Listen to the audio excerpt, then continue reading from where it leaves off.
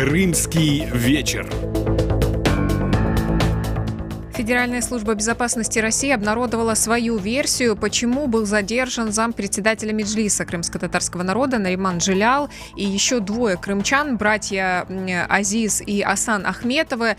По версии российского ведомства, братья Ахтемовы, по заказу украинской военной разведки организовали взрыв на газопроводе, а Джелял якобы выступил в этой истории посредником. ФСБ также обнародовала видео якобы признания братьев Ахтемовых. Как оценивает версию ФСБ России защита зампредседателя Меджлиса? Что известно о братьях Ахтемовых и как восприняли версию российских силовиков на материковой части Украины? Поговорим в эфире радио Крым Реалии. В студии Елена Римовская. Здравствуйте. Я напомню, что мы работаем в прямом эфире каждый будний день с 8 до 9 наше утреннее шоу, с часу до 2 дневное и с 18 до 19 вечерний эфир. Вы можете в эти промежутки времени в прямой эфир к нам позвонить. 8 800 10 06 926. Бесплатный номер для звонков из Крыма и Севастополя. А 044 490 2905. Номер телефона для звонков с материковой части Украины. Также заходите на YouTube-канал Крым Реалии. Там есть прямая видеотрансляция нашего эфира и возможность оставлять свои комментарии под трансляцией. Кроме того, видеотрансляция нашего эфира доступна на Facebook-странице Крым Реалии.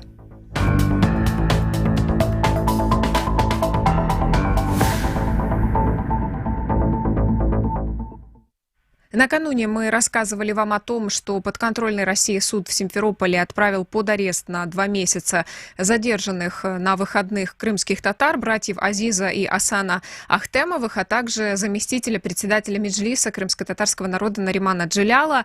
Я вам тогда говорила о том, что Крым Реалии будут держать вас в курсе происходящего. Во вторник, 7 сентября, ФСБ России обнародовала свою версию событий, связанных с повреждением газопровода в Перевальном. Об этом сегодня и поговорим, но прежде я напомню, что 3-4 сентября в Крыму российские силовики провели обыски и задержали 5 человек, в числе которых оказался заместитель председателя Меджлиса крымско-татарского народа Нариман Джелял. Родственники задержанных говорили о фактически похищении крымчан, их увезли на автомобилях без номеров. Адвокаты смогли узнать местонахождение задержанных только ближе к вечеру 4 сентября. Адвокаты сообщили со ссылкой на следователей ФСБ, что речь о деле о якобы диверсии на газопроводе в Перевальном. О повреждении этого газопровода стало известно 23 августа. По версии следствия, Азиз и Асан Ахтемовы подозреваются в подрыве газопровода, а Нариман Джелял в, цитирую, пособничестве в совершении диверсии. Нариман Джелял свою вину отрицает. Что касается еще 2 задержанных, Шевкета Усеинова и Эльдара Адаманова, то к ним, как оказалось, претензии по административной статье неповиновение распоряжению сотрудника полиции, военнослужащего или сотрудника органов ФСБ. 6 сентября суд в Симферополе арестовал их на 14 и 15 суток соответственно. Итак, 7 сентября ФСБ России в своем сообщении подтвердила информацию, которую ранее обнародовали адвокаты, что вот якобы братьев Ахтемовых подозревают в повреждении, точнее подрыве газопровода, а Нариман Джелял якобы выступал посредником в этой всей истории. В ведомстве также сообщили, якобы фигуранты дела действовали под руководством Главного управления разведки Министерства обороны Украины. Центр общественных связей ФСБ России также обнародовал видео якобы признания братьев Ахтемовых в совершении вот этой так называемой диверсии на газопроводе. Подконтрольной России глава Крыма Сергей Аксенов уже прокомментировал дело. Он поблагодарил ФСБ за, цитирую, профессиональную работу. Далее цитата: «Ответ будет дан всем, все будут арестованы», добавил Аксенов. Он также обвинил в причастности к этой якобы диверсии и президента Украины Владимира Зеленского и, как сказал Аксенов, американцев. Что касается реакции Главного управления разведки Министерства обороны Украины, ее пока нет. Крым Реалии направили запрос в это ведомство. Можно напомнить о том, что президент Украины Владимир Зеленский уже комментировал задержание крымских татар, в частности, Наримана Джиляла на выходных. Он назвал вот эти обыски и задержания реакцией России на Крымскую платформу. Напомню, первый саммит этой международной инициативы состоялся в Киеве 23 августа. На нем, к слову, на мероприятиях в рамках этого саммита присутствовал и Нариман Джилял, который на выходных был в Крыму задержан российскими силовиками. Упомянутые Аксеновым Соединенные Штаты Америки ранее тоже уже осудили обыски и задержания и потребовали освобождения крымчан. Перед эфиром мы пообщались с адвокатом Наримана Джиляла Николаем Полозовым, спросили его, да, что он думает о версии ФСБ. Он сказал, что и он, и Нариман Джилял отрицают то, о чем ФСБ твердит в своем сообщении. Адвокат не исключил, что к братьям Ахтемовым могли применяться пытки.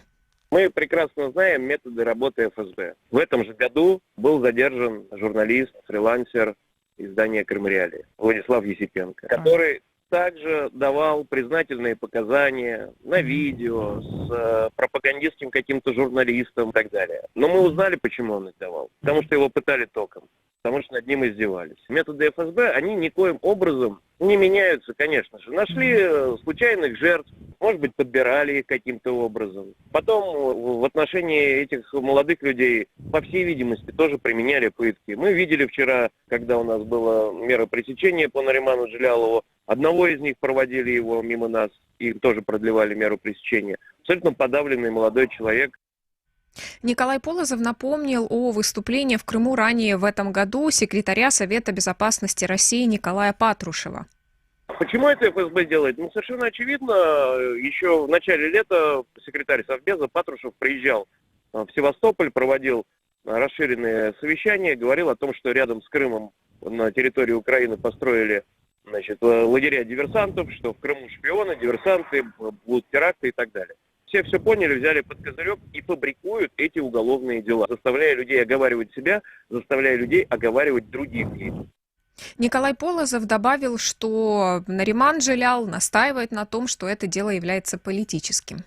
Джилялов вчера на суде открыто сказал, что преследование его осуществляется исключительно по политическим мотивам. За его открытую публичную общественную политическую позицию, связанную с непризнанием последствий оккупации, с тем, что он посещал в том числе саммит Крымская платформа, но учитывая его статус и общественный, и политический, учитывая, что он один из лидеров крымских татар, которые еще до сих пор остались в Крыму, не были выдворены или посажены, это был вопрос времени, когда до него доберутся. Но решили его вот таким вот делом. Могли бы какое-то другое дело, могли бы придумать дело про то, что там он украл крупный рогатый скот. То есть вот решили сделать диверсию. Это такая эстетика 30-х годов. Копал туннель до Японии, подсыпал толченое стекло товарищу Молотову. Ничего не меняется. Конечно же, всерьез рассуждать о том, что причастен ли Нариман Джилялов или не причастен, невозможно. Это абсолютные сказки ФСБ.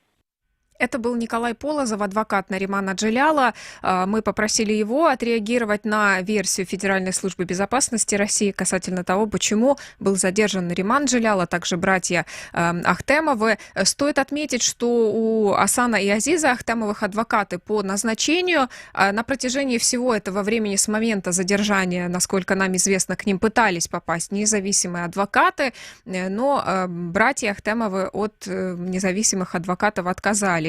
В числе тех адвокатов, которые пытались попасть к братьям Ахтемовым, и Айдар Азаматов, крымский адвокат, он с нами на прямой связи. Айдар, добрый вечер. Здравствуйте. Расскажите нам, пожалуйста, во-первых, как вы оцениваете версию ФСБ? Удивило ли вас то, что вы услышали вот сегодня в официальном сообщении? Я просмотрел это видео внимательно. Честно говоря, не удивило. Такое уже практиковалось, и я в том числе принимал участие в уголовных делах, где были подобные видео. Яркий пример такому видео – это дело украинских моряков, которых задерживали в 2018 году, и 3 из них также записывали под видео, и они вот прям читали с бумажки какой-то показания. которые потом в итоге легли в протоколах допроса. Разница лишь в том, что в этот раз они использовали некий фильтр для конспирации лица Асана и Азиза. Но, по сути, методы остались теми же. Для меня это не новое. Видно, что, скорее всего, во-первых, видно, что это отрезки от общего видео, скорее всего, это оперативное видео, возможно, это видео, которое применялось при допросе их, и это краткие фрагменты с какими-то основными моментами их допроса. Но даже несмотря на этот фильтр, видно, что люди, то есть и Асан, и Азиз, зачитывают фразы, которые прямо отражены в их протоколах допроса, потому что я видел протокол допроса и Азиза, и Асана. Эти фрагменты – это выдержки из их протокола допроса, то есть ничего от себя у них там нет. Второй момент именно по Асану скажу. Я думаю, уже многие на это обратили внимание. Он держался за живот. Я объясню, почему он держался. Я допускаю, что в отношении него была применена сила, физическая сила, так как от защитников Наримана Джилялова стало известно, что когда они общались с Асаном, Асан постоянно держался за живот, хоть он не подавал виду, но он постоянно держался за живот, то есть, скорее всего, в этой области были применены пытки. Это то, что мы увидели визуально. Что это будет известно только, если мне удастся с Асаном поговорить. Учитывая, как поступили с Нариманом Джиляловым, надели на голову мешок, держали там порядка 5 часов в подвале, я думаю, что как минимум такие методы были и в отношении Асана и Азиза, а возможно и хуже. Я думаю, что хуже. Раз когда его заводили в суд, он даже голову не поднимал. Это не его ввели, он просто шел, и он даже голову не мог поднять. То есть до такой степени его, скорее всего, пытали, на мой взгляд. Ему дали инструкции: поднимешь голову, получишь за это. Он от испуга даже это не мог сделать. И самый главный фактор, то, что нас, адвокатов по соглашению, у нас с родственниками заключено соглашение, родственники постоянно на связи, звонят мне, даже когда мы не знали, где Асан, где Азиз и остальные, мы их искали, мы были постоянно на связи, и они меня очень сильно просили, чтобы я защищал Асана. И там мои коллеги, которые должны были защищать Азиза, нас упорно не пускали в ФСБ. Говорили постоянно, что их там нет, что таких людей нет, уголовного дела такого нет, ищите в другом месте. По итогу мы прошли все правоохранительные структуры, начиная от райотделов, заканчивая и прокуратурой, и все, так скажем, пути опять сводились в управление ФСБ. По итогу, наши ожидания оправдались, действительно, они находились в управлении ФСБ. Айдар, скажите, пожалуйста, Асан отказался от ваших услуг? Вы это услышали от него или вам об этом сказали в управлении ФСБ?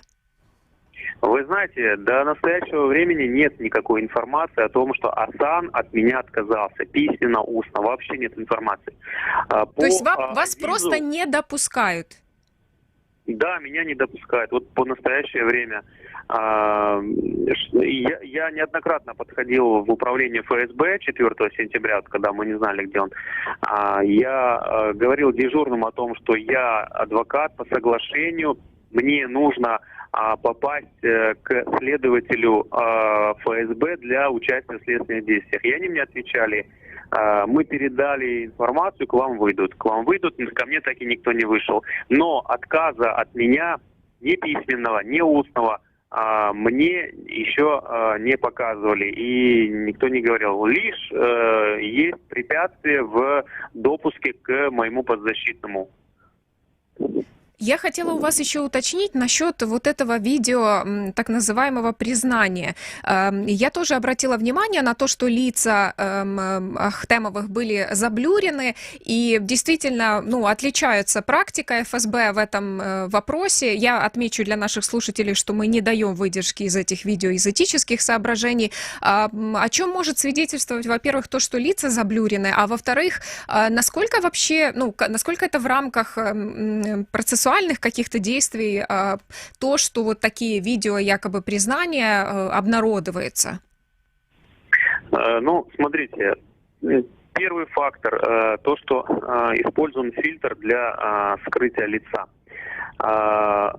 Опять же, я проведу аналогию с делом украинских моряков.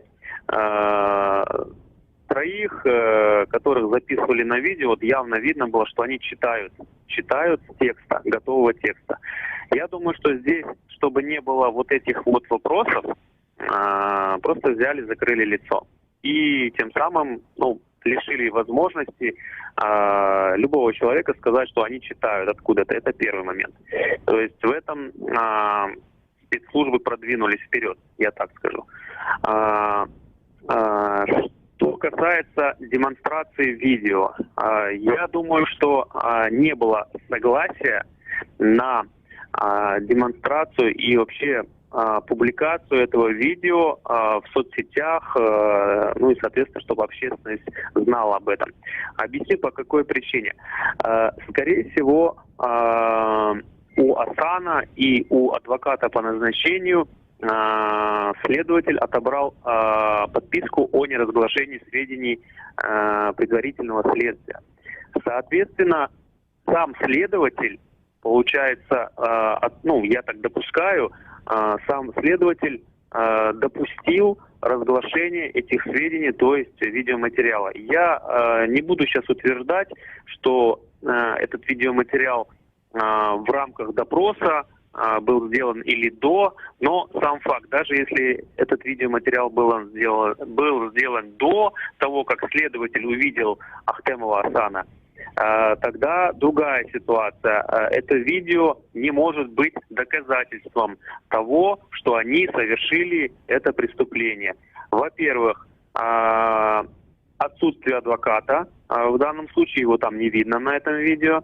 Во-вторых, это видео должно было как-то задокументировано быть, то есть под протокол допроса с использованием средств видеофиксации. Если этого всего нет, то это доказательство недопустимо, и, соответственно, следователь не может говорить, что вот на видео они признают, что они это сделали.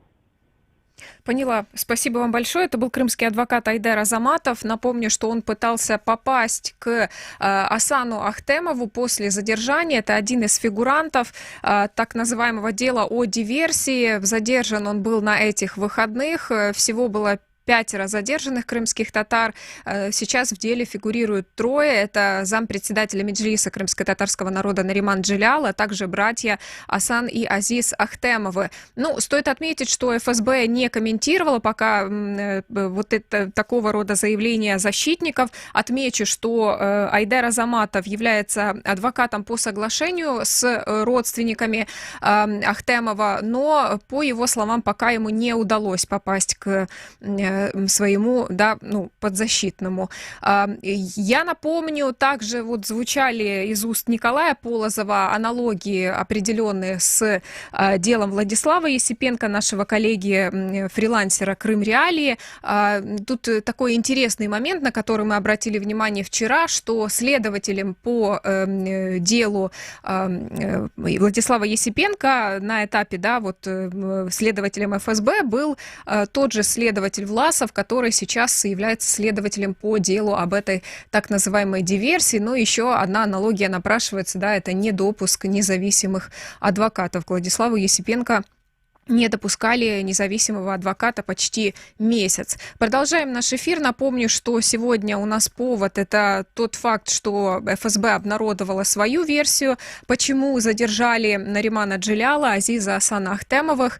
И к нам в эфир присоединяется активистка из Крыма Эльмаз Акимова. Эльмаз, добрый вечер. Добрый вечер. Спасибо, что вы к нам присоединились. Вы знакомы и с Нариманом Джелялом, и с Асаном Ахтемовым. Можно даже в Фейсбуке увидеть ваше совместное фото с ними. Какие ваши впечатления от их задержания братьев Ахтемовых, Наримана Джеляла и от всего этого дела? Вот сегодня у нас у всех была возможность услышать версию ФСБ. Ну, я знакома также еще и с Азизом Ахтемовым, братом Асана. Асан является моим близким другом, собственно, как и Нариман Джелял. Все происходило очень быстро. Я как раз виделась в этот день с Асаном и с Азизом. Вечером Асан уехал от меня, и я до него не смогла дозвониться. И потом в 23, насколько мне известно, у него был обыск. Ну, вы сами знаете, что его увезли в неизвестном направлении, как и всех участников. Я не верю в всевозможные диверсии, потому что я очень хорошо знаю этих людей. Они патриоты своей родины, патриоты своего Крыма, патриоты крымско-татарского народа. У них очень четкая гражданская позиция. И я знаю, что именно это послужило тому, что вот их задержали. Ну вот я хотела у вас как раз уточнить по поводу того, чем занимались братья Ахтемовы, да, и почему они могли попасть в поле зрения российских силовиков. Мне кажется, на вторую часть вы уже ответили, а можете немножко нам рассказать о них, потому что о Наримане Джеляле мы знаем, безусловно, за эти годы, да, он к нам неоднократно включался в эфир, но об Азизе и Асане Ахтемовых мы не так много знаем. Ну, Асан Ахтемов работал в крымско-татарской газете «Авдет». Вот. Он участвовал во всевозможных мероприятиях, которые в том числе и мы проводили вместе с ним.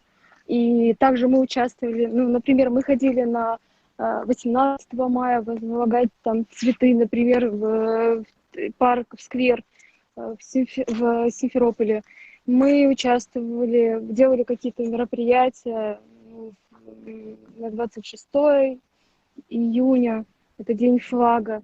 Ну, то есть это был просто дружеский кружок. Мы с ним вместе проводили онлайн-диктант по крымско-татарскому языку.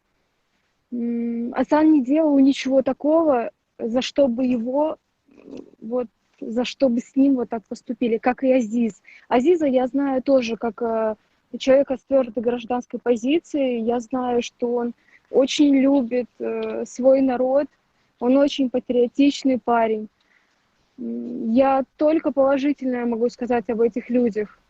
Эльмаз, вы, насколько мне известно, пытались, да, попасть на судебное заседание по избранию им меры пресечения. Видели ли вы братьев Ахтемовых? Возможно, удалось вам как-то поговорить с ними или хотя бы увидеть их, потому что, например, мы накануне общались с адвокатом Софией Шабановой, она говорила, что у нее была возможность встретиться с Азизом Ахтемовым в перерыве между заседаниями накануне, и она считает, что к нему как минимум применялись методы психологического давления.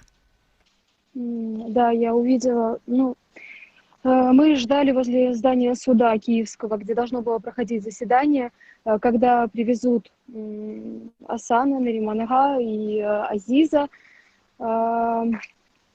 Перед этим привезли еще 2 задержанных, вы о них тоже знаете. И мне удалось даже снять на видео, когда выводили Асана из автомобиля, и перед тем, как его завели в здание Киевского суда. И я скажу вам, что я таким Асана никогда не видела. Я никогда не видела, чтобы Асан опускал так голову. Он был подавлен. И я уверена, он был не только морально подавлен. Я уверена и убеждена в том, что он подвергался пыткам. Потому что я Асана таким не видела никогда. Азиза мне не удалось увидеть, но да, как вы сказали выше, Шабанова, это его адвокат, которую тоже не допустили, она его видела. Вот по ее описанию, его состояние не лучше, чем у Асана. Я подавала ходатайство на то, чтобы присутствовать в качестве СМИ на 3 заседаниях. Это по делу Наримана Джеляла, по делу Асана и Азиза. На 2 заседания меня не пустили. Это Асан и Азиз. Не допустили, потому что там даже не присутствовали их адвокаты. То есть я так понимаю, что вы разговаривали до этого с адвокатом Айдаром Азалатовым, и вот, как он сказал, он просто не попал на заседание. Соответственно, я тоже не попала на это заседание. Поэтому я не присутствовала на самом процессе, хоть и подавала ходатайство. Мне удалось присутствовать на процессе по Нариману Джилялу. Вот. Поняла. Эльмаз, спасибо вам большое за то, что вы нашли возможность к нам в эфир подключиться. Это была активистка из Крыма Эльмаз Акимова, которая лично знакома и с Нариманом Джилялом, и с братьями Азизом и Асаном Ахтемовым, которые были задержаны на этих выходных в Крыму российскими силовиками.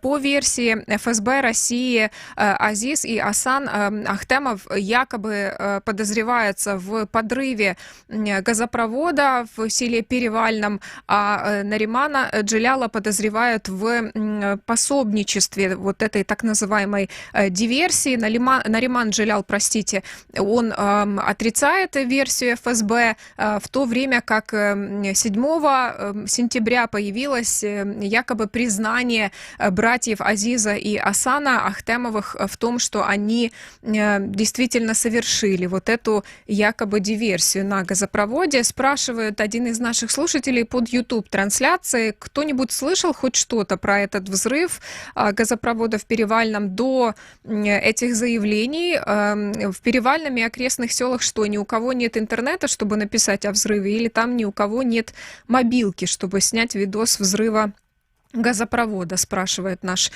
слушатель. Я отмечу, что в самой ФСБ вот эти заявления о том, что к братьям Азизу и Асану Ахтемову могли применяться пытки, пока никак не комментировали. После небольшой паузы продолжим.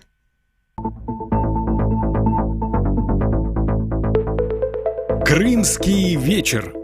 Каждый будний день в 18 часов подключайся к итоговому эфиру.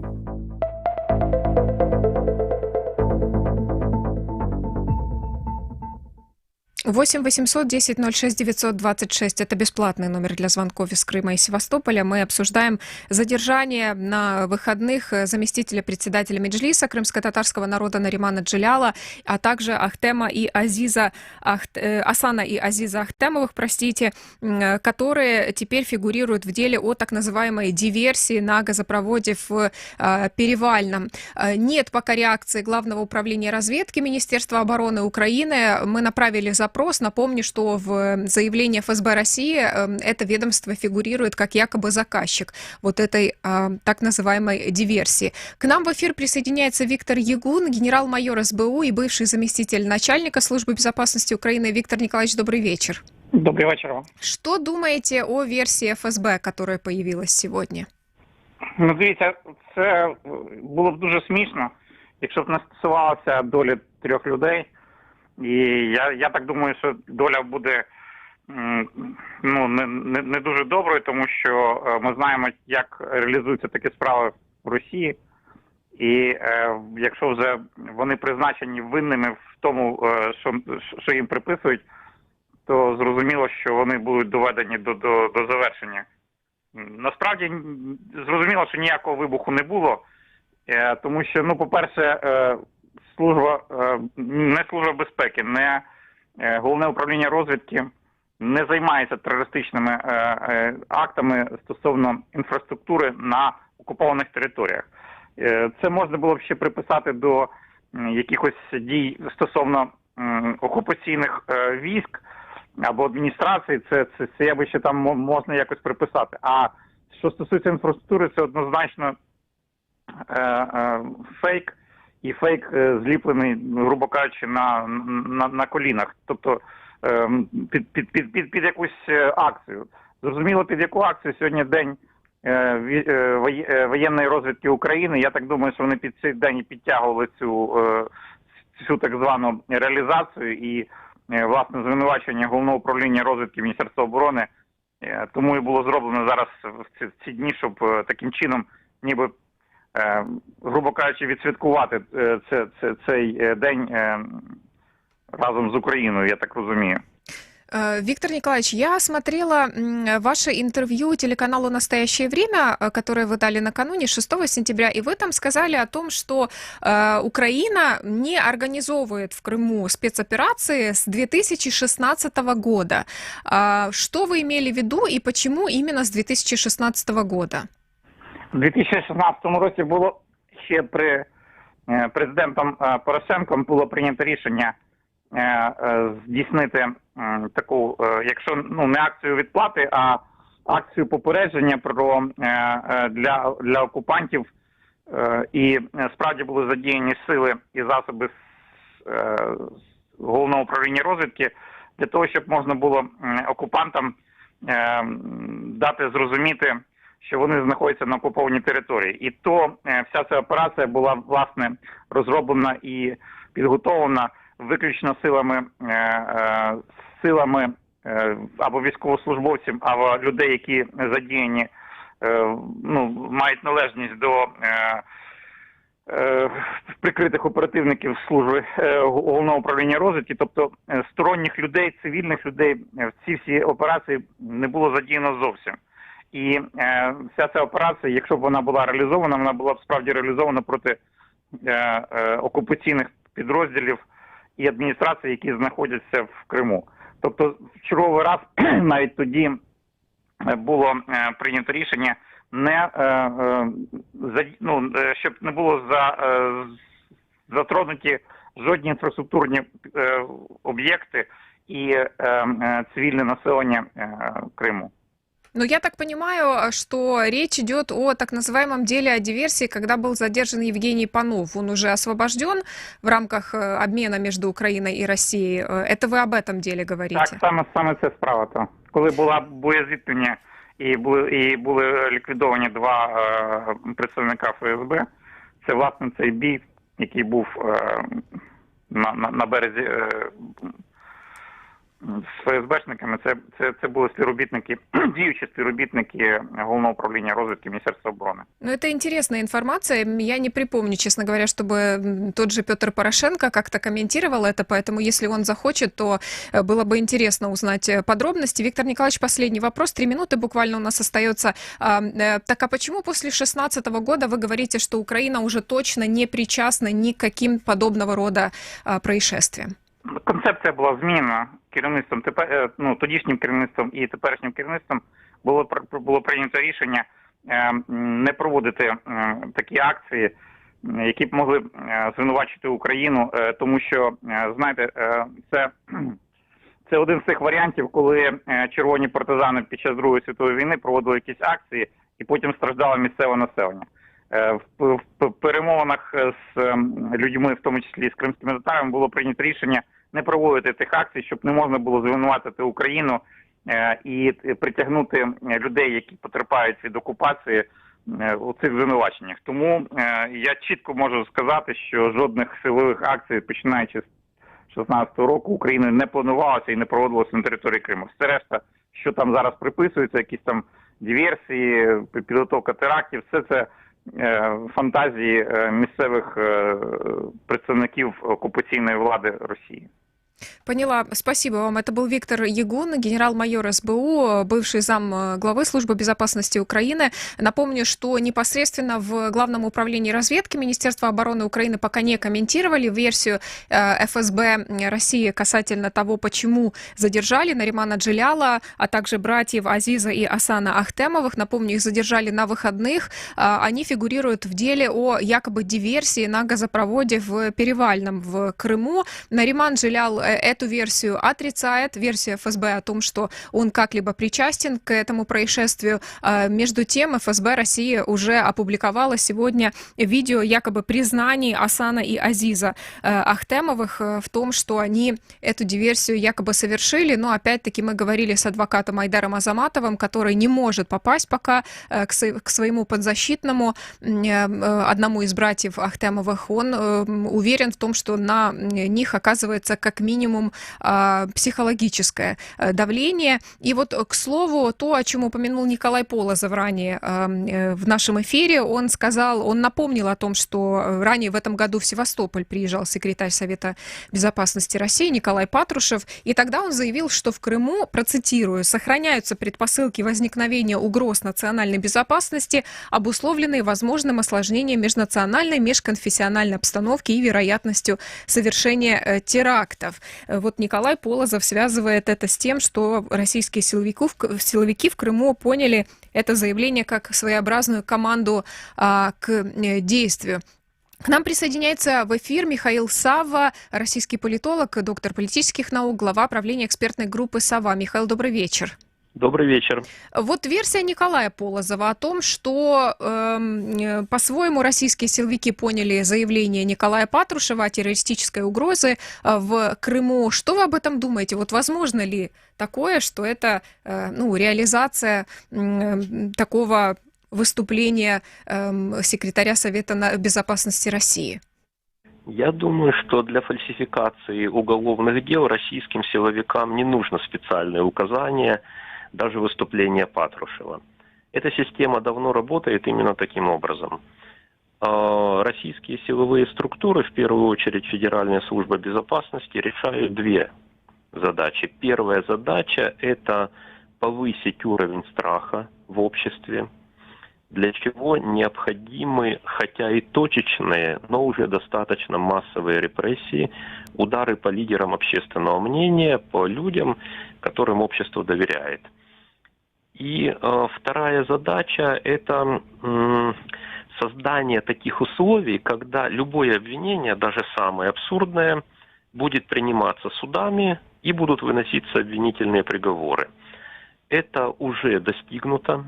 Российские суды действительно контролируются Федеральной службой безопасности, например, через механизм проверок судей при их назначении и при продлении срока полномочий на так называемую связь с криминалитетом. Фактически именно Федеральная служба безопасности дает добро на назначение судьи на должность. И судьи прекрасно понимают этот сигнал, который был включен для них уже несколько лет назад. Михаил, вот что касается вот этого аспекта, о котором вы сказали, что есть попытка повысить уровень страха. Насколько вообще такого рода дела, если, предположим, речь идет действительно об этом, насколько это работает вот на достижение этой цели, насколько это эффективно?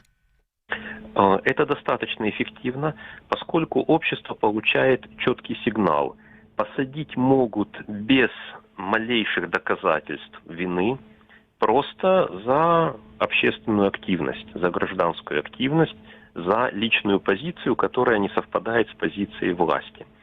Такие сигналы, если их достаточно много, накапливаются, и люди начинают, кто сознательно, кто подсознательно, ограничивать свою активность. То есть растет уровень конформизма, готовности соглашаться с властью в любых ее заявлениях и в любых ее действиях. Это рабочий механизм.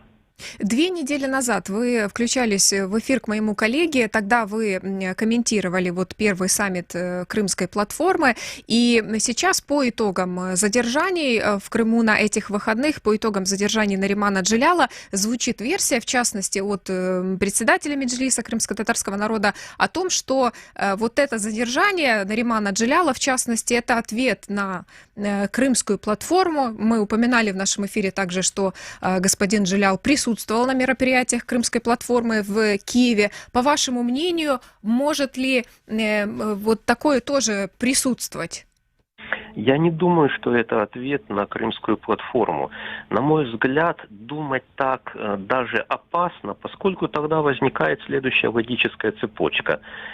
Если ничего не предпринимать, то российские силовики не будут никого задерживать без преступлений. Но это не так. Они в любом случае будут арестовывать, будут отправлять под суд людей, которые, по их мнению, представляют опасность. Опасность в том плане, что в случае каких-то спонтанных массовых протестов эти люди станут центрами консолидации оппозиции, они станут теми ядрышками, вокруг которых будет собираться недовольная масса. Федеральная служба безопасности исходит из очень простой идеи, которая восходит к Сталину. Есть человек, есть проблема, нет человека, нет проблемы. То есть вот этих потенциальных лидеров уже сейчас заранее исключают из общественной жизни для того, чтобы исключить один из механизмов нарастания протестных действий. Ну, видите, звучал аргумент, я видела в комментариях на протяжении этих нескольких дней, что вот посмотрите, Нариман Джелял себя, ну, спокойно, по версии некоторых комментаторов, чувствовал себя в Крыму на протяжении этих 7 лет, и вот сейчас он фигурирует в деле о так называемой диверсии. Почему, по вашему мнению, дело для Наримана Джеляла, если уже продолжать, да, вашу логику, почему оно нашлось именно сейчас? Дело в том, что кто и когда абсолютно непредсказуемо. И это один из элементов стратегии усиления страха. Фактически это рулетка. А если это рулетка, то бояться должен каждый и бояться должен всегда. Я на протяжении 6 лет готовлю экспертные заключения о политических мотивах уголовного преследования в России. То есть прочитываю десятки томов уголовных дел, и я могу абсолютно уверенно сказать, это не догадки, это просто прет из текстов уголовных дел. Обвинения случайны, обвинения фальсифицированы, люди, которые попадают под этот каток репрессий, выбираются по принципу, ну, сегодня возьмем этого, завтра возьмем другого. Другими словами, здесь сложно очень искать систему. Системной является только цель – усиливать чувство страха в обществе.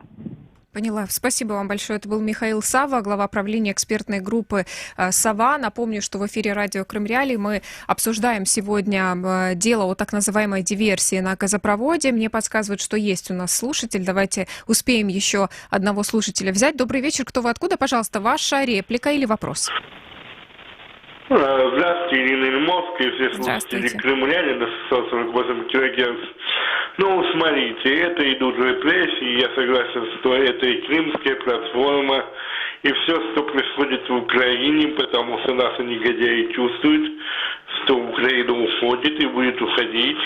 Вот, ну, это и с памятником связано, и это и со многими другими вещами.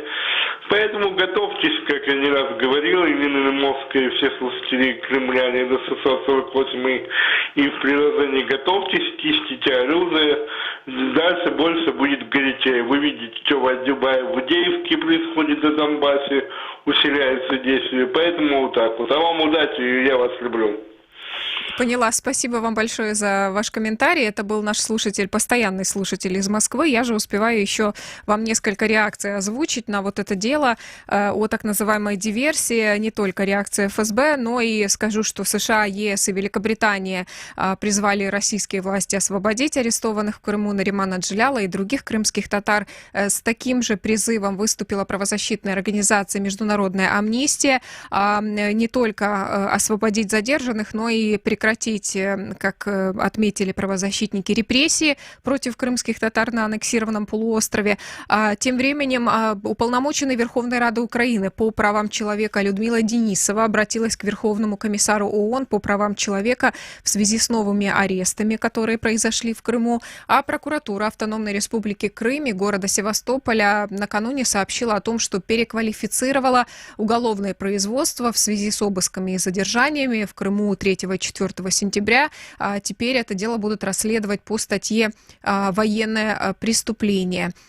Между тем, Лариса Апанасюк, назначенная российскими властями Крыма, уполномоченной по правам человека на полуострове, сказала Крым Реалии в комментарии, что еще не проверяла информацию о том, что к Нариману Джелялу могло применяться психологическое давление. Напомню, что заявляли его адвокаты о том, что, как им стало известно уже после того, как они получили хоть какой-то доступ и информацию, что он удерживался на протяжении протяжении нескольких часов с мешком на голове в каком-то неизвестном помещении, и только после этого его перевезли в управление ФСБ России в Симферополе. Но отмечу, что в самой ФСБ эту версию не комментировали. 7 сентября там обнародовали свою версию событий, обвинили Наримана Джеляла в пособничестве диверсии, а братьев Азиза и Асана Ахтемовых в якобы совершении вот этой диверсии в подрыве газопровода